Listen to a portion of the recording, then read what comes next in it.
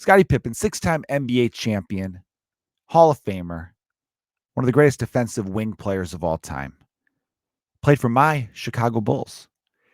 He has been making the news. And everyone's talking, all the gossipers are gossiping about Scottie. Basically, Scottie came out and talked some shit about Jordan. He talked some shit about MJ. Now, there was initial reports. For those of you who are unaware, it's on Netflix. It was originally on ESPN. This great documentary that came out in April or May of 2020. And literally everyone was watching it because shit was shut down because of the coronavirus. And it was great viewing. Not only was it an amazingly shot, wonderfully edited documentary that told a really cool story, but it was very nostalgic for a lot of people like myself. You know, I was in grade school in the 90s in Chicago, and those Bulls teams were everything. You know, the 90s, see, it was kind of like the Bulls won a three-peat in 91 to 93. Then Jordan, you know, his dad was murdered. They covered this in documentary. Played baseball for a little bit. And he's like, I got to get back to the NBA. Comes back out of retirement. You know, played like 17 games of the 94-95 season. Didn't quite, you know, he had baseball player legs still, people were saying. And first full season back, they win 72 games. Greatest team of all time, still to this day, even though that record has been broken by the Golden State Warriors. They've won 73, but it doesn't mean shit without the ring. Doesn't mean a thing without the ring. Golden State lost. Bulls won. So therefore, the 96 Bulls, greatest team of all time. They won a second three-peat. They were a sensation. They were like the Beatles for basketball. Everywhere they went, there was mobs of people, everyone freaking out. Michael Jordan, larger than life. And for whatever reason, because it was pre-social media, celebrities just seemed to have more of a, what's the word I'm looking for? They just seem more magical. I don't know. That sounds pretty fucking dumb. But like you get what I'm saying in a way, right? Like today, it's just, everyone's so accessible today. I remember someone talking about this once where it used to be like celebrities, you know, you get a glimpse of them once or twice a year. And a guy like Marlon Brando never did interviews, and they were mysterious. There was a mystique about them. And now it's like, I wonder what my favorite actor's up to. All right, I'll go on their Instagram. Cool. They had eggs for breakfast. I have eggs for breakfast. They're just like me, these celebrities, right? Like dumb shit like that. But back then it was kind of like you had no idea where they were going to be.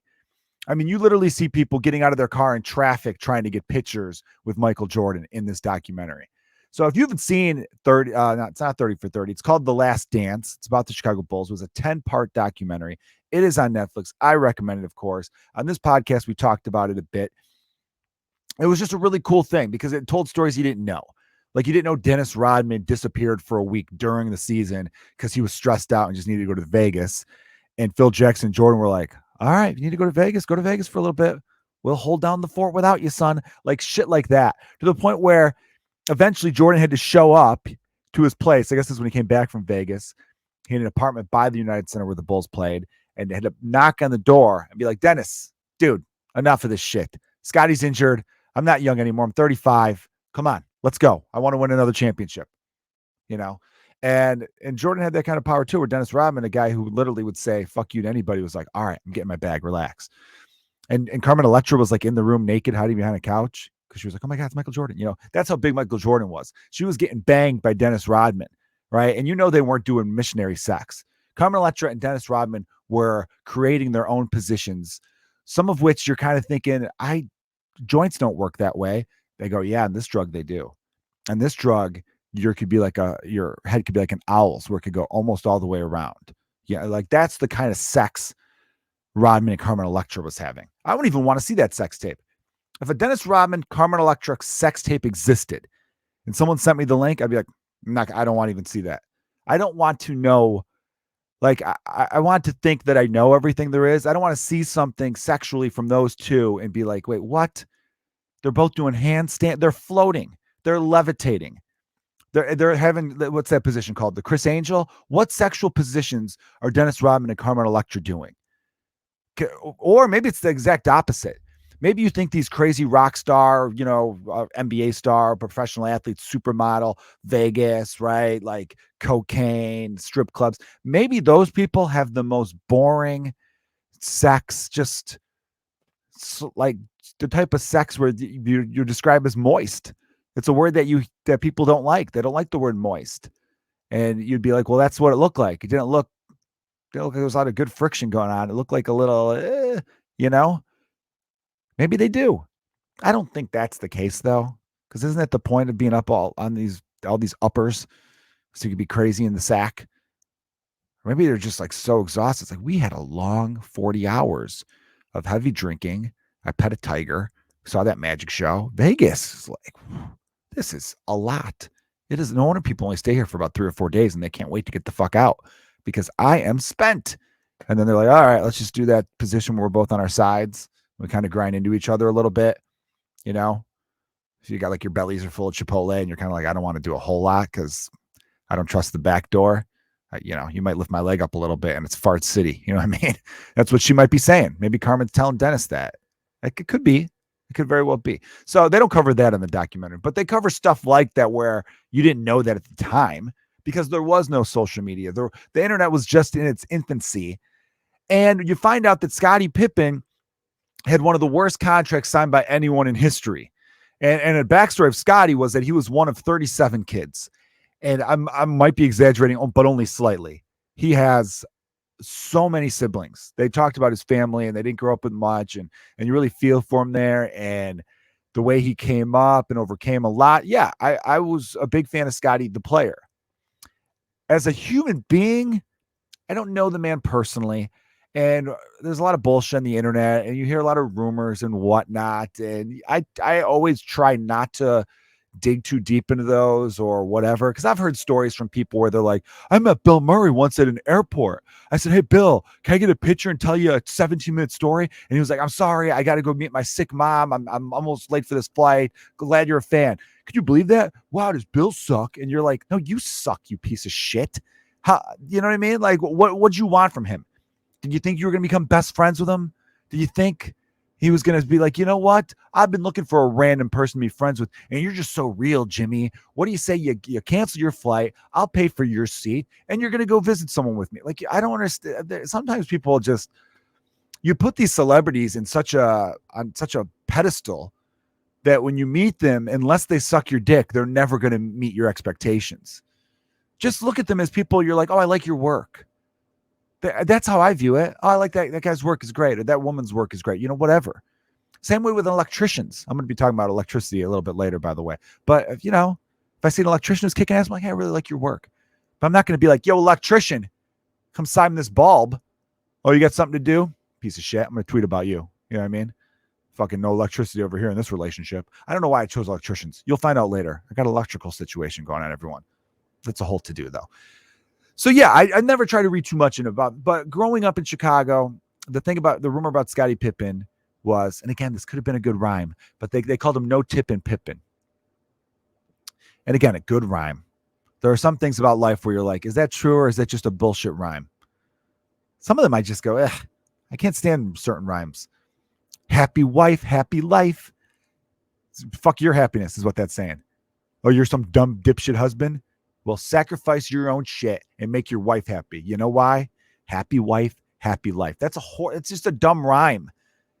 Seriously? Okay, she's happy, but I'm fucking miserable. So what kind of piece of shit bitch did I just marry that only is happy if I'm fucking miserable right now?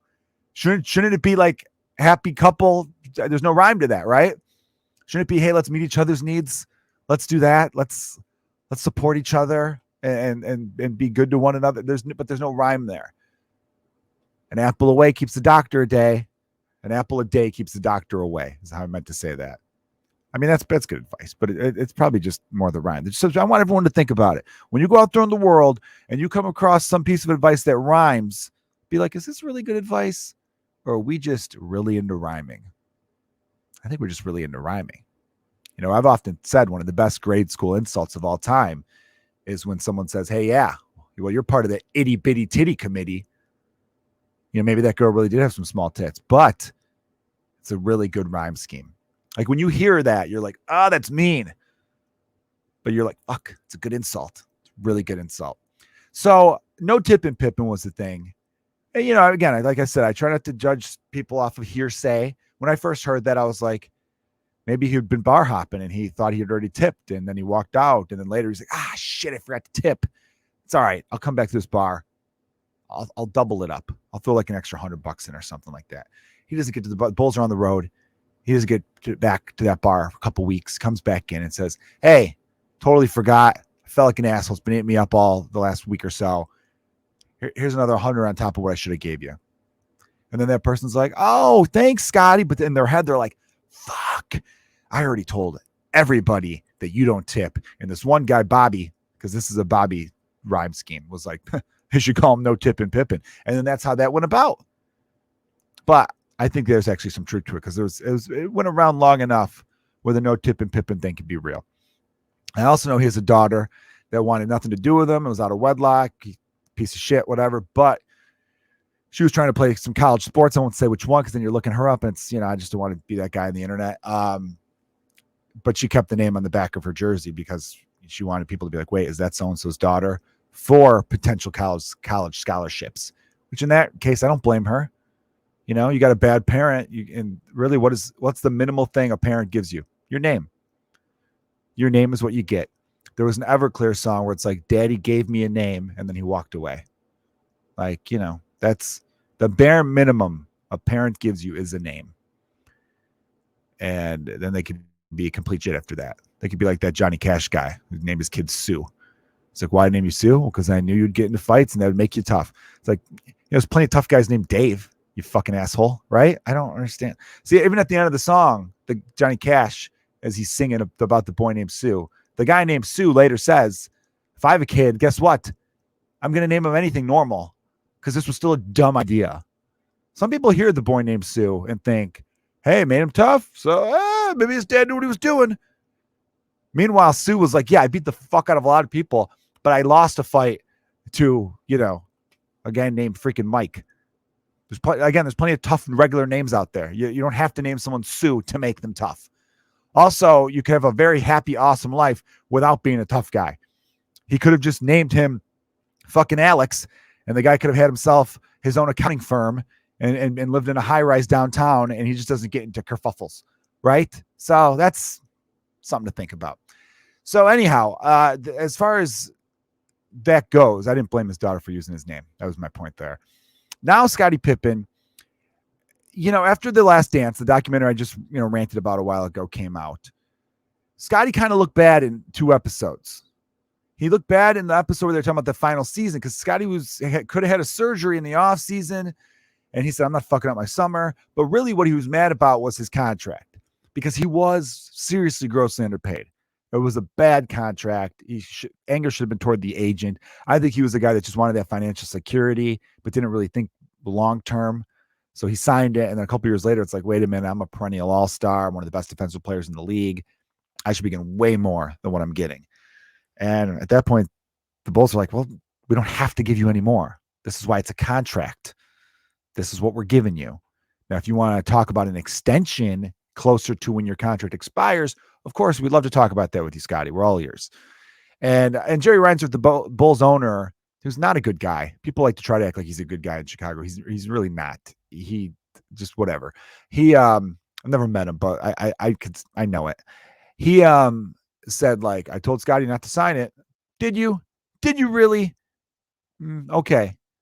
And another thing that killed me about Jerry Reinsdorf during that entire documentary, Jerry Krause is one of the villains of the documentary. Jerry Krause grew up actually not too far from me. He was, a guy that definitely let some ego get in the way. He kind of discredited the players, saying organizations win championships, when of course there's some truth to that. But like most people credit the players first and foremost. Any executive or general manager goes, I got to give the credit to all the players here. We tried to put the best team together, and boy, did they execute. That's what you do. Where he kind of came out like, I could build another championship tomorrow, which is like, you got lucky and inherited the greatest player of all time in Michael Jordan. Anyhow, Krause is a villain throughout this documentary. The sad thing is Jerry Krause died, I don't know, maybe 10 years ago now. So he had no say. So it's a lot of people trashing him without him being able to tell his side of the story. So that part of it, even people who didn't like Krause were like, yeah, we felt bad about that. Even some of the players, when they saw the documentary, were like, look, I by no means got along with Jerry, but seeing that and not being able to say his side of it was a bummer. And so to those players, I give credit to for having some empathy there. Reinsdorf, though, whenever they cut to him in this documentary, plays like I just let Jerry run the team. I try to stay away from these things. It's like, fuck off. You're the owner of the team. Don't act like you don't take part in what happened toward the end. Because spoiler alert, at the end of it's called The Last Dance because they knew going into that season it was probably going to be their last year. Because Krause was talking about getting rid of this guy and this guy and this guy. And Jordan's whole thing was, we're still winning. If we start to lose, fine, but we're still winning. You're talking about ending something while we're champions makes no sense to me. And I agree with him. I 100% agree. And yeah, it's cool that the Bulls ended on top. Back-to-back three-peats, nobody beat them in the finals, and that's such a big part of Jordan's legacy now, where if he would have kept playing forever and got older and older, yeah, eventually someone might have come along to beat him, I'm sure. But his whole point is, like, why are you forcing it? Don't force it. If we all decide as players that it's done, fine. But for you to just get out ahead of it because you didn't want to fall off the cliff, like, no fan base gives a shit. If you're a fan of a team and your team's winning championship, 6 of the last 8, then it ends because a few players retire or whatever, you go, okay, what a great run. We had a dynasty. Or we're going to be bad for a couple years, but that's okay because we'd be selfish to not enjoy what we just happened. So I don't understand what their whole, like, one of the things Krause was saying was like, if we trade some players now, our rebuild's that much quicker. I'm like, you're talking about rebuilding on the heels of winning the NBA championship for the 5th time in the last 7 years, back to back again. No real threat. Like, what are we doing? It was so stupid. And so I agreed. I understood the players being like, what the fuck? Like, fuck this. And the Bulls are good this year, which is awesome to see. But in the same regard, they deserve to suck for a while. I really do believe they're in that kind of karma. Because it was a slap in the face to the players who won you those championships, making you that money, and a slap in the face to the fans who also make you that money. I just hate these fucking billionaires out there who are just, or egos getting in the way. All of it was dumb. And so Scottie comes out basically after that a little bit and was kind of pissed off because they showed him quitting on his team. The year after Jordan retired the first time in 93, Pippen led the Bulls and did a great job. I think they lost like 2 less games without Jordan. They won like 57 in 93 and 55 in 94. And yeah, they had Tony Kukoc who was real clutch, Steve Kerr. But again, you lose Michael Jordan, it's a big deal. Scottie stepped it up. He averaged like 2 more points a game only, which isn't a lot. But defensively was great. Just all-around player. That's what Scottie Pippen always was a great all-around player. At his peak, he was 21 points a game. I want to say maybe 22, 7-8 rebounds, 5 or 6 assists, couple steals, lockdown D, great transition scorer. Wasn't the best like spot up jump shot type guy. Had a pretty good 3, all that. They go to the playoffs, second round. Phil Jackson comes up with a play for Tony Kukoc. Scottie's like, fuck this shit. He was mad because he thought I'm the Jordan guy now. Kukoc buried the shot. Pippen didn't do anything. But here's the thing about Pippen. His whole career, he was never clutch. In 1990, the year before the Bulls won their first title, the Pistons beat the Bulls in 7. In game 7, Scottie Pippen had 2 points, sat out most of the game with a fucking migraine. I've never had a migraine before, but it sounds like a bitch move. It sounds like a headache. And it is a headache. It doesn't sound like a headache. It's a very extreme headache. But it's also one of those things where if someone says they have one, you can't be like, you're lying. It just, and that's the thing. Pippen was known for kind of being like one of those players. Dennis Rodman, when he was on the Pistons back in those days, he once punted Pippen. He basically drop kicked him into 3 rows. And when someone asked why afterwards, he goes, I don't like pussies. Like, it was basically him saying, like, this guy isn't a gamer. I don't like people who play soft. Scottie's soft. Where Jordan had everyone's respect. They had the Jordan rules. They're fouling the hell, knocking him around, all this kind of stuff. Jordan played great in that game 7. So, and Jordan did call Scottie selfish in that moment for him sitting out. And so now Pippen comes out and says, well, I think Jordan was selfish for retiring before, way too late in the offseason for us to sign any free agents to replace you. It's like, look, the guy's father was murdered. He came to a late decision, sure, late in the offseason. But again, his dad was murdered. To call him selfish over that, it's kind of a bullshit thing to say. And I don't know. He's calling Jordan a bad teammate, saying all this kind of shit. And a lot of people are really coming out against Scottie Pippen. And I can't blame him because it really comes off like he's trying to sell books because he's got a book coming out. And it seems like every time he has something coming out, he says a bunch of stupid shit in the media. And it's like, wow. Scottie's really taking a cue from another Chicago icon, Kanye West. He's taking the Kanye approach. I talked to this on a podcast recently about how people will purposely like say stuff to just stir the pot so they get all that press whenever they're about to like drop an album or release a book or whatever. I got to get on board with that. I don't know what it's going to be, but if you guys see me say some stupid shit, or not even stupid per se, but something where you're like, that's going to get him in some trouble. A day later, I'm gonna drop my children's book that I wrote. That's what's coming out. I think Scottie's being a bitch. I'll say it. Scottie Pippen, I think you're being a piece of shit. I really do. I think Michael Jordan said in the beginning of the documentary, do not mention Michael Jordan without mentioning Scottie Pippen. He was there with me for all 6. He pushed me to be a better player. Like I imagine I pushed him. I don't think he said that. I'm throwing that part in there. But he gave Scottie so much credit. Said he was his greatest teammate. You know, he said all these amazing things about him. And now Scottie, probably just years and years of being second fiddle, has just been like, you know what? Fuck Jordan. Jordan was a selfish teammate for retiring late in 93, even though his dad had died. And Michael wasn't always the best teammate and all this other kind of stuff. And it's just like, all right, it's a bit much. Because especially after Michael made reference to him being sometimes a rough teammate at the time. But I thought Jordan explained it great. He was like, I wanted to win more than anything. And it worked. It worked, clearly. He did. So as long as he takes ownership of that, and Michael Jordan also said, I never asked my teammates to do anything I didn't do. I showed him out running them in practice and doing all this stuff. There was stories that Jordan, and Pippen said this, when the Bulls drafted Pippen, Jordan basically pulled him aside and said, we're going to play one-on-one after practice. We're going to push each other. You know what I mean? Jordan was looking for his Robin, the Batman to his Robin, or the Robin who's Batman, I should say. And so a lot of times I'm like, this is why whenever people who try to say Jordan's not the greatest of all time, they go, he had Pippen. I go, Pippen gets drafted by any other team, probably makes a couple all-star games, but he's not the superstar player. I don't even know if superstar I'd say.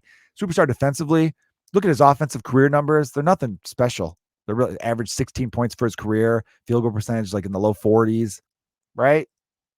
Good, but nothing to be like, wow, elite. So I don't know what Scottie's doing. It's really disappointing to see. You hate to see people who like you thought were like tight friends. I never thought they were like besties, but I always thought they had like a mutual respect for each other and got along well. When Scottie Pippen was inducted to the Hall of Fame, he chose Jordan to induct him to give that speech, you know, which is what Jordan's doing for Kobe. So like, I don't understand what's going on in his life right now, but I've heard enough bad stories of Scottie Pippen off the court where I'm going to side with Michael Jordan on this. Michael Jordan is the greatest basketball player of all time. Is he an intense guy and a guy where you're like, fuck, man, I don't want to be on his bad side, or he treats his teammates like assholes here or there? Sure, yeah. But I think they all had that common thing. And in that documentary, The Last Dance, a lot of those teammates said, oh, there was times where I wanted to punch Jordan in the face. But looking back, there was a method to his mayhem, a method to his madness. It all came together, and we won a lot of championships, and he made me a better player. They all said that. They go, Jordan made me a better player, and he definitely made Scottie Pippen a better player.